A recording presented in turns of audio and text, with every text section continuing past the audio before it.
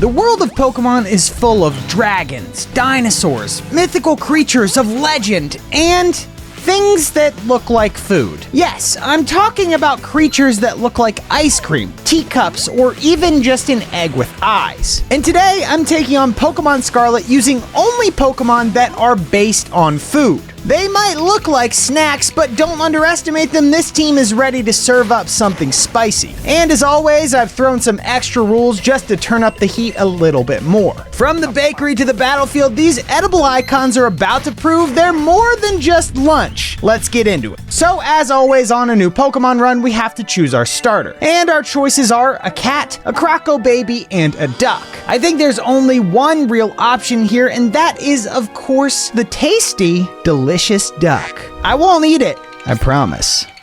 In fact, me and this guy, who I'll name Donald Duck, are gonna become best friends. But for now, we have to deal with the pest that is Nemona, so here we go. The first of many battles against this battle-obsessed stalker. Of course, there's not many moves to choose from here, but we still managed to destroy Fuecoco and get our first win of the run. With Nemona backed off for now, we get a little breathing room and can explore this very early area for our first catch of the run. And that first catch is going to be Lechonk. Now, I'm only going to be using Lechonk for this first route since we'll be getting bigger and better foods very soon anyway, but for now, I wanted to catch her and name her Lechon, because that's what Lechonk is named after. Just don't look that up. It'll make you feel bad for our new friend. But with Lechon on our party, I can carry on with the tutorial, meeting Koraidon, escaping the spooky cave, and then pausing to find our second catch of the run. I know what you're thinking, it's so early, we've not even been to the academy and we're already catching a second Pokemon? Well, that's because there's a Pokemon here that is just so deliciously adorable that I cannot pass it up. That Pokemon is, of course, Fidough. I mean, just look how cute he is. We're gonna turn him into a baked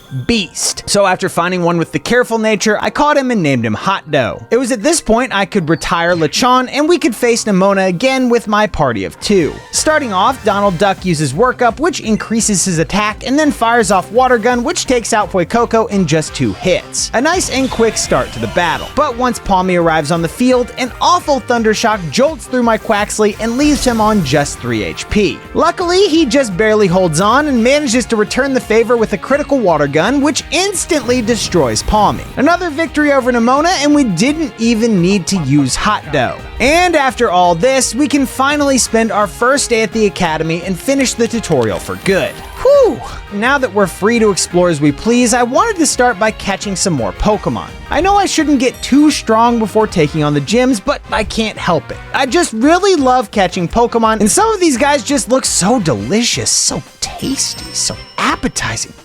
And the perfect Pokemon to season them with, to pair them with, is Nacli, the rock salt Pokemon. It took a while to find one with the purifying salt ability and the adamant nature, but I managed it after enough catches and named her Rock Salt. Very fitting! But I wasn't done yet. I also wanted to get a Capsakid. This peppery Pokemon with its grass coverage will be amazing to have and will be even better once we evolve it, because then we get fire coverage too. I only needed to capture a few of these to get the chlorophyll ability and modest nature that I was looking for. Then I chose to name this powerhouse Dr. Pepper. I already know how powerful Capsakid can become. It's gonna be great. And now that we have a decently sized team, it's time to take on the first gym leader, Katie. I start this battle once again by using Work Up. The power boost that I get from this move is super useful, and there's no better time to use it than now. Thanks to this attack boost, my wing attack blows both Nimble and Tarantula away with ease. But then we have to face Teddiursa. Wing attack does a tremendous amount of damage, but it's not quite enough. And this leads to Donald Duck fainting after being hit with Fury Cutter. Rock Salt is also hit with Fury Cutter, but by some miracle, survives on the brink of death and then comes back with a smackdown. With Teddiursa down, we have beaten our first gym of the run, and now we have all the momentum. And just to make the next few fights that much easier, my Quaxly even evolves into Quaxwell. It's an even bigger feast. For the eyes, of course. Thanks to this power-up and my team being incredible, the Stony Cliff Titan Claw stands no chance. With my type advantage, Dr. Pepper shreds through the crab's health, with Rock Salt getting the last hit. Crab. Maybe I should get one of those too. Maybe some other time. For now, we have another gym to face, and with the next gym being the grass gym, Fidough and his Fire Fang should be plenty. Of course, I didn't want to use Fidough straight away and risk losing him, so I started the battle with Rock Salt. This didn't get me very far, which was kind of expected, but Dr. Pepper does actually do a pretty good job. First, I used Growth to buff my attack, and then Bite took care of both Petlil and Smoliv. And right before getting a clean swap to Fidough, I decided to buff my fire attacks even more by using Sunny Day. With my super mega ultra effective Fire Fang, Sudowoodo was a piece of cake. Cake. Man, I'm hungry. But anyway, we have another Titan to beat, this time the Flying Titan Bombardier. And after leveling up my party a bit, this was yet another easy battle. Smackdown did the majority of the damage in the first phase, and then since Bombardier is a dark type, Fidough could use a super effective Play Rough. And if you've seen any of my other videos, you should know just how powerful playing rough can be. Now, it's been smooth sailing for a while now, but believe me, the next battle completely changes that, which is a little strange because the next battle is against Hakamo, the Dark Star leader, and we have a fairy type, so it should be fine, right? Well, not quite, because Pawniard is also a steel type, which is super effective against fairy. So by the time we beat that stupid little chess piece looking creature, I'm already down 2 Pokemon and can barely do anything to the Starmobile. I ended up losing a ton of times against Hakamo. I tried outspeeding him, I tried going for raw power, I ended up falling asleep at one point and nothing seemed to be enough. But luckily for me, I am the protagonist of this story, and that means I can try again and again until I come out on top. We only need to win once. And the plan that finally made the difference that I needed was getting low kick for Donald Duck. I can now easily beat Pawniard with low sweep, and then since the Starmobile was such a big, beefy boy, my low kick actually did respectable damage. Once Donald Duck was done, Fidough could deal some serious damage with Play Rough, and then Rock Salt could land the final couple hits with Smackdown. But geez, even that last attempt was super close, man. Thank God that battle is over. And thank goodness that the next battle was much easier. It was against Emona because who else would it be against, but my party was just straight up better. Dr. Pepper destroyed Rockruff and Palmy, while Rock Salt and Donald Duck took out Crocalor. So much better. But I don't want to deal with another Hakamo situation, so I wanted to take some time here to evolve my party. First off, we have Nacli, who at level 24 evolves into Knucklestack. Oh, so much more salt and so much more defense. We love to see it. Next, we have Capsakid, who requires a Firestone, which is a bit awkward, but I did go out of my way to get one. This power-up is huge, and it's actually the last evolution I'm gonna do for now. But the next battle is going to be against Iono, and there's one Pokemon in particular that would turn a practically impossible battle into an actual winnable scenario. And that Pokemon is Toedscool. Yes, that weird peach-colored jellyfish-looking thing is actually based on a wood ear mushroom, something that people can and actually do eat. As usual, it took a few tries to catch one with the nature that I wanted, but once we got it, I named her Squidward and leveled her up to 24. Surely with all this preparation we're doing, Iono is going to be an easy fight, right?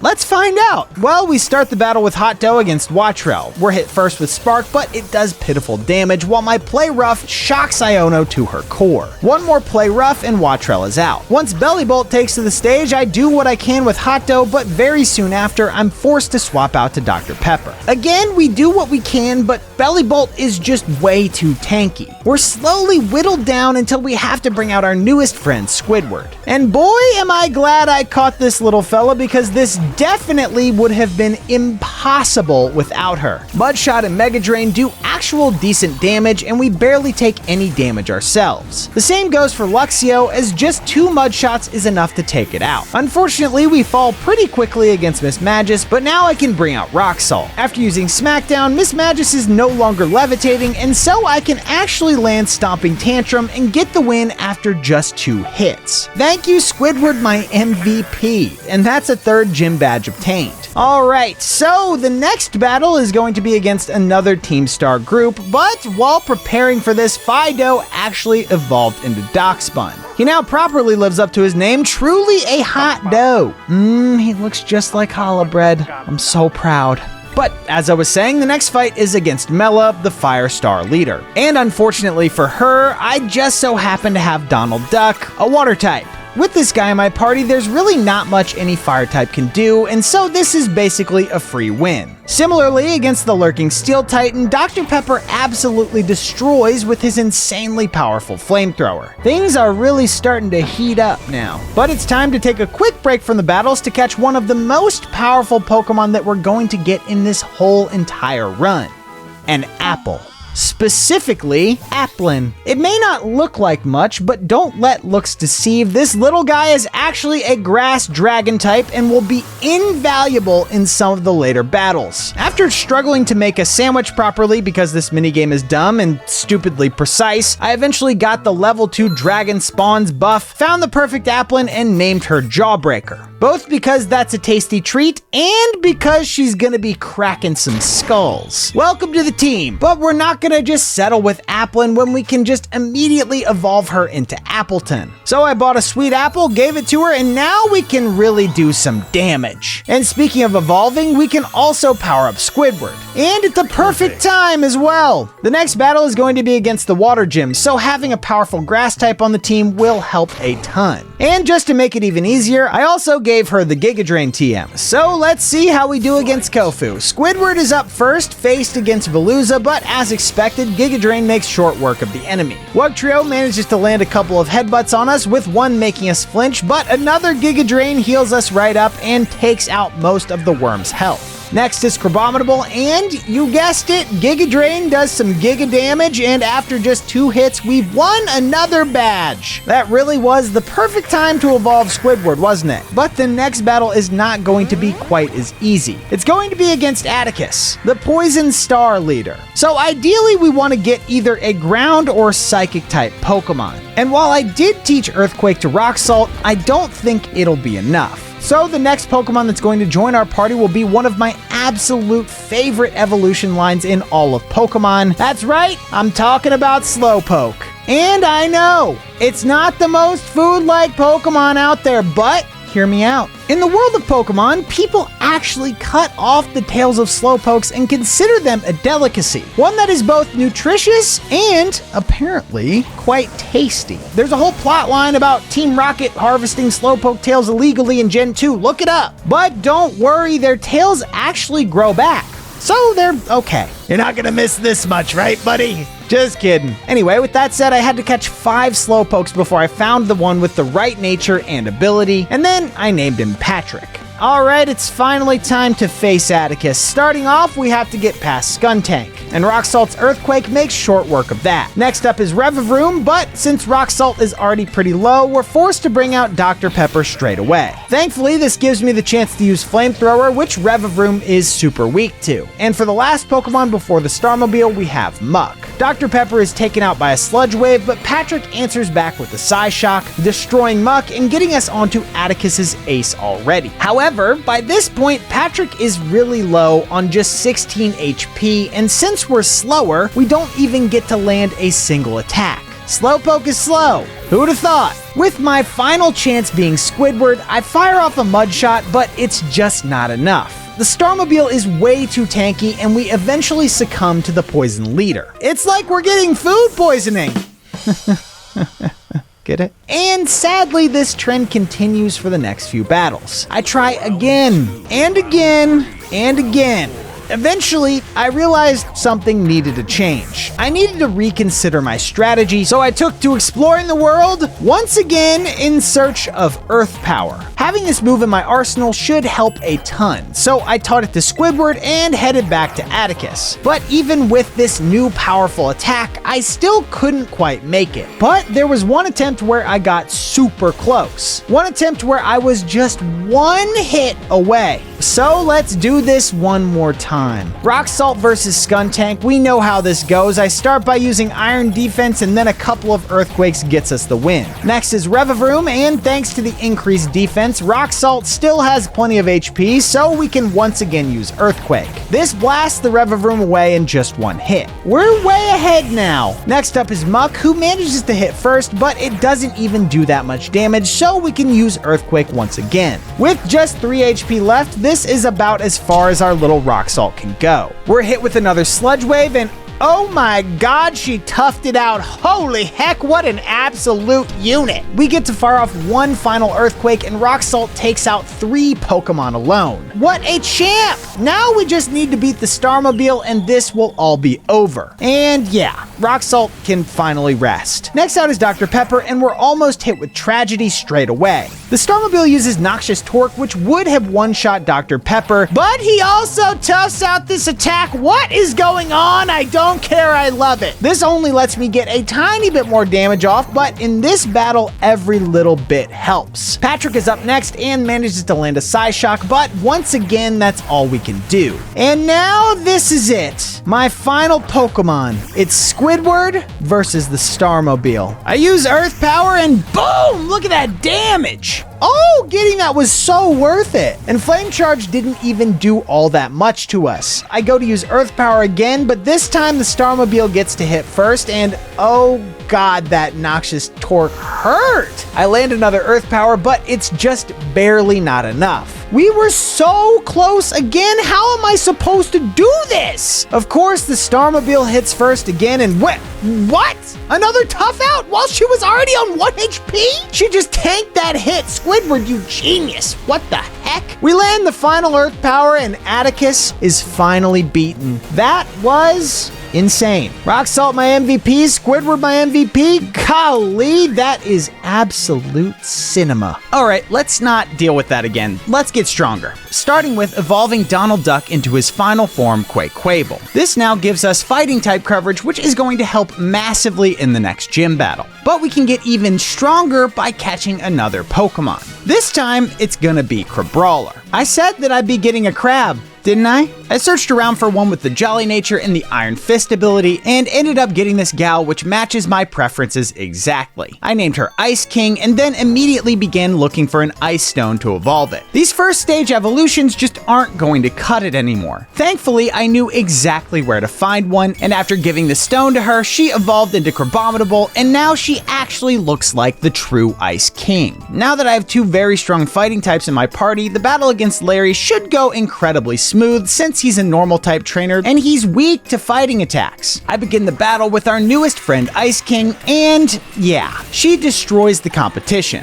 Kamala and Dudunsparce have no answers to my attacks, and then trusty old Rock Salt finishes out the fight. And as a nice little bonus, after defeating Staraptor, Slowpoke leveled up to 37 and evolved into Slowbro, giving us yet another huge boost to our power. Of course, right after beating Larry, we also have to face Nemona with the same team. We once again start with Ice King, and as if we're just repeating the last battle, she absolutely destroys the competition. Lycanroc goes down in 1, followed by Gumi and then Palmo. It's a massacre. And right in front of Gita too. How embarrassing, Nemona. The only one to put a stop to this steamroll is Skeledirge because duh, but then I can just bring out Rock Salt and use Smackdown. And it's not like I even needed it, but Rock Salt toughs out an attack twice just to show off. And then just to flex on Nemona even further, Rock Salt goes ahead and evolves thanks to the XP gained from beating Nemona's Pokemon. Talk about rubbing salt in the wound, am I right?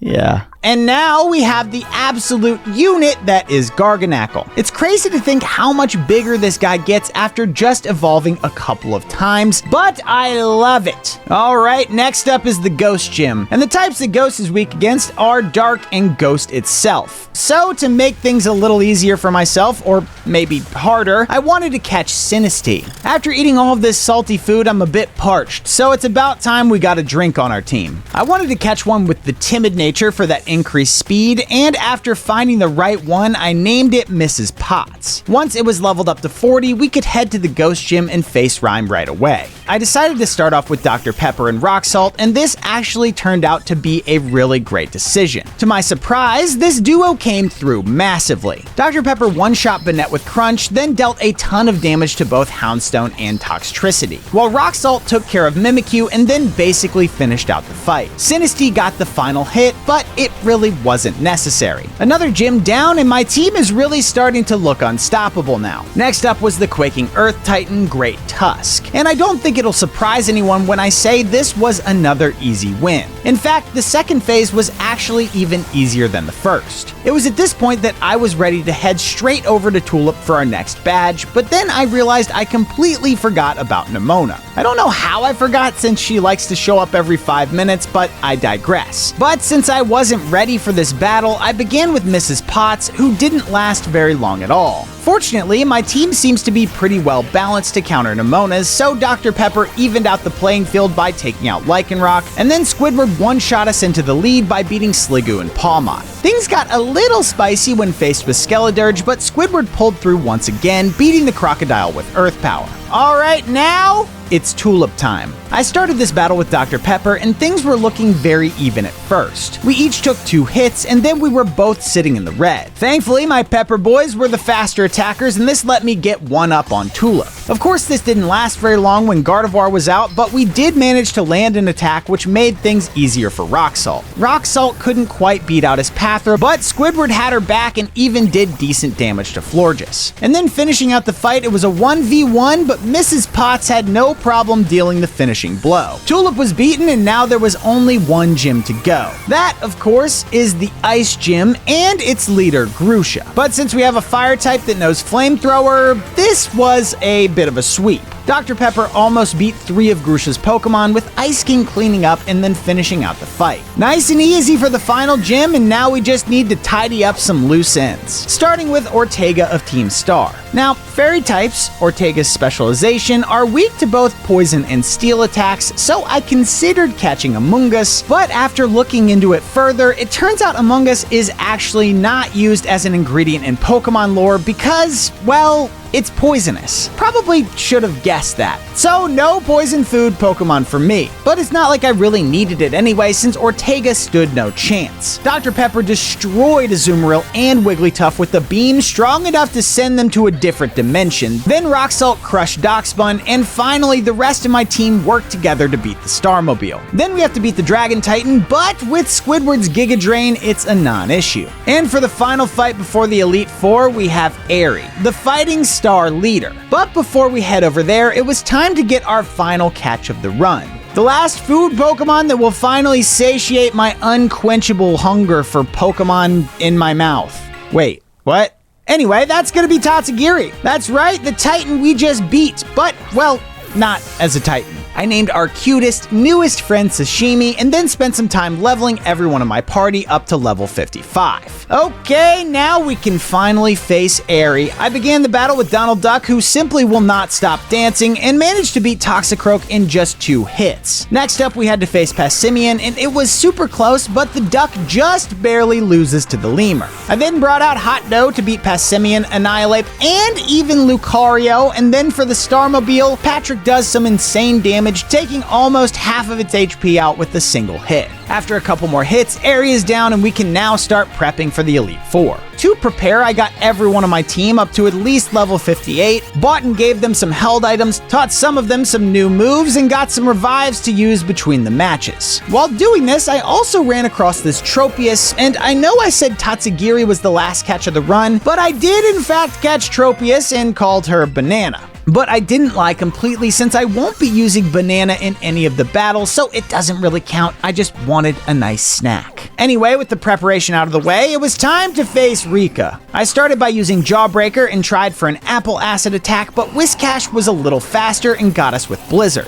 This one move almost took us out straight away, but luckily Appleton held strong. After firing back, we asserted our dominance by doing what Rika failed to do and took Whiscash out immediately. Next out was Donphan, and this is where I brought Donald Duck out. This beast of a Pokemon that we've had since the very beginning shows us why he's stayed in our party this whole time by taking out Donphan, Dugtrio, Camerupt, and most of Clodsire's HP. He most likely would have beat Clodsire too if I didn't accidentally use Aqua Step first. Oops. But that's okay, I have plenty of Pokemon left, and Patrick is more than enough to get us the win. Next was Poppy, and I chose to start with Donald Duck, which helped to get me past Copperajah and most of Corviknight. Squidward was up next and actually did very well, taking out Corviknight and Magnezone. But then we got an unfortunate matchup against a Bronzong that had Levitate. But Squidward wasn't giving up that easy and managed to leave the Bronzong paralyzed so Dr. Pepper could set up a sunny day. With this fire attack boost and our fast speed from our Chlorophyll ability, the rest of the fight was easy as pie. Next was Larry, and this battle was just as easy as the last time we fought, mostly thanks to Rock Salt using Rock Slide and Stone Edge. And finally, we have Hassel, who turned out to be the only one that actually gave me trouble.